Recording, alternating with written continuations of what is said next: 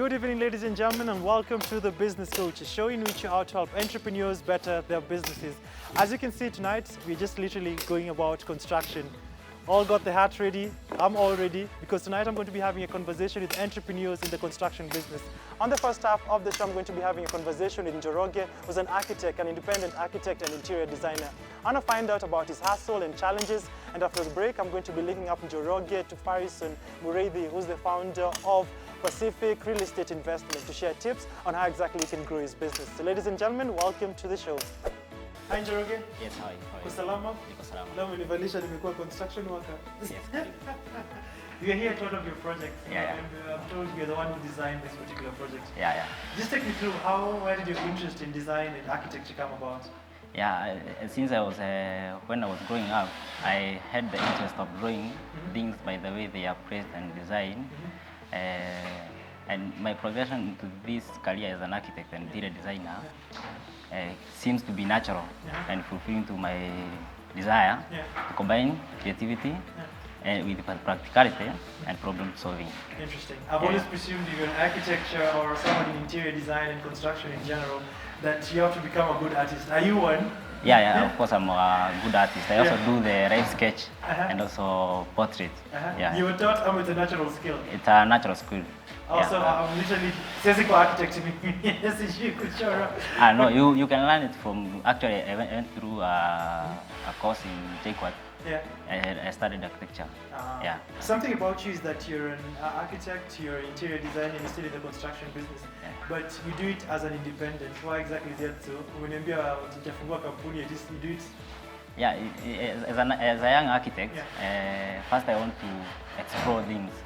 Then that's why I'm working as an independent contractor on contract basis. Whenever I find a job, I do it just on my own. Interesting. And why exactly is that? As young as I am, I'm still learning new things in the industry, because the industry has a wide range of variety of things that there need to be. Interesting. Yeah. And just take me through as an independent contractor, because you're just recently from school, and you know how exactly hard it is. Maybe looking for a job is very difficult. Now, I know looking for a job is very difficult. Now, looking for business, how difficult is it? How exactly has it been in terms of you in the market, looking for clients and getting clients? Sometimes it becomes difficult to get a client, but whenever you do a good job, you always find referrals from your clients. And also, I use social media platforms to get clients. Yeah. Interesting. Yeah. And just take me through the process of you going about acquiring clients, because I think you're 3 years in, you mean you just graduated recently. How exactly was it getting your first client, and how did you go about doing that particular business? It was hard getting the first client, because if I can recall, first I did for my brother. Oh, your brother was constructing? Yeah. Ulifanya bure ama ulilipisha? Actually, I was building paid, portfolio. Yeah.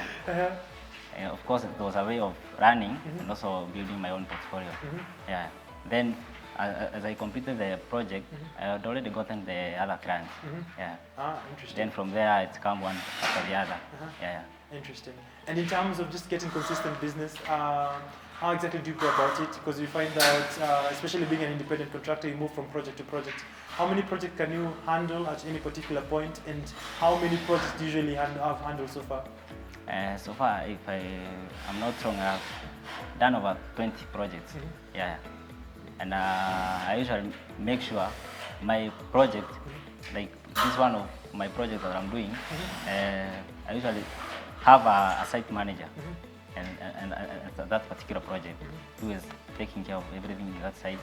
Then I make sure that every day I go around to every site that I'm interesting. So every day there's a point of you going around. Yeah. And then just take me through, the construction industry is one that's booming in the country. A lot of guys are constructing. I think even coming here, we've seen a lot of constructions. Which means that the industry is booming but very competitive. How do you make yourself relevant in this particular industry? I make myself unique by the way I do my own things, and also my designs. I think my designs are not repetitive. Whenever I design a particular design for a particular client, I don't go repeating. That's how I maintain to be unique in the Interesting. competitive. You've mentioned about not repeating. How, because you know Kenyans, we are kelea hivi, the next person wants to do this. How do you ensure that each particular design is very different? How do you keep that particular creativity alive? You know, at first I sit with the client. I get the brief from him or her. Then I get to know what he wishes or how her wishes to be the outlook of our house. Yeah, that's how I develop the concept from the client, not from me, but from the client. Yeah. Interesting. And going about, it's a service industry, and I'm sure there is sort of like rates already set in different people. How do you go about pricing for your services? First, I look at the character and the nature of the project. Second, I look at the complexity and the size of the project. If the project is big or small, you know how to price the project. Interesting. And in terms of the challenges you face, what exactly some of the challenges you've been experiencing running this particular business? Mostly, you find most of the clients are not well informed about the construction process. You have to get them, first you have to let them run through the process so that they can be able to cope up with the construction. When you're handling a particular project, just take me through in terms of the whole phases that you go with your client. How do you go? Take me through the whole walk with your client. First is the client's brief and the budget. First you have to know the budget of the client and what he wants to incorporate in the house. Second is the feasibility study and case study about the particular project you are undertaking. For example, if you are doing a restaurant, you have to do several case studies of restaurants that have been done before. Yeah. Then the next step is the schematic drawings. This is where you try to fit in every spaces that the client requires in your concept. Then from there you do the working drawings. Working drawings are the ones that go to the city council and the regulations for approvals. Then after that, you can do the construction documents. Interesting. And the construction documents, because I think that's where the rubber meets the road. I've had several people who are in this particular industry, they get into a particular project, they don't have the right documentation, and then just things go haywire. What kind of documentation does one need, mostly in this particular business? First, you need the approved plan from the city council. Then it has to be given a number by the National Construction Authority to be able to be eligible for construction. Second, you have to be having the bill of quantities. Those are the quantities about the whole process of the construction, the costings and everything. Also, everything into detail. Yeah. And in terms of the clientele that you do have yourself in terms of this particular business, are they mostly residential? Are they commercial? And what kind of kuna pesa? I can say both are kuna pesa, but mostly I've been doing the residential. But I've also done several offices, that is interior work, and several restaurants. And I can say you can still get some good money from the interior work.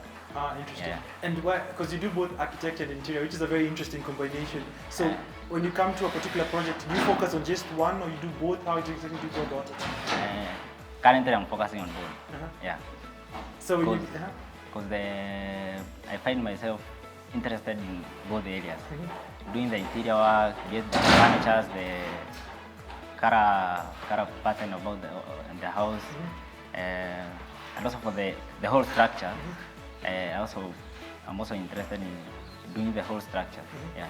Interesting. Yeah. And when you go about the project, because you're an architect, so what particular role do you usually play in that particular project? Is it just that the design, or you also do just the design and the construction by itself? How do you go about it? I do the design, then I supervise the design implementation of the site. Yeah. Interesting. All right. And in terms of just, because you know, being in construction, najonga shida nyingi ni fundi. You may have this particular design, but maybe the contractor or the person you actually have on board does not do it. How do you usually go about it? First, you have to agree with the contractor. While you are doing the design process, there is that final stage for the tendering. You are the one who advises the client the best contractor to take. And normally, you find the contractor and the architect. They are people who have work A with. relationship. Yeah. Yeah. Oh, so you only have one particular contractor or a number of contractors that you work with? Or you have a certain kind of team that you work with for your projects? I have several number of contractors and also have a certain team that I work with. Like these guys are part of my team. In terms of your, what's it called, your journey and outlook in this particular business, what exactly is it where is it that you'd like to take yourself in the next couple of years?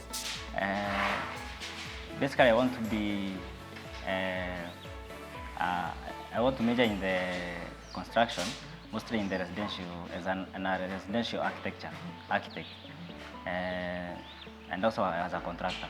To you all the best. So we're going to take a short commercial break, and after the break I'm going to be linking up Njoroge to Farison, the founder of Pacific Investments, a company that is dealing in real estate and a lot of construction. So don't touch that dial. I'll see you after the break.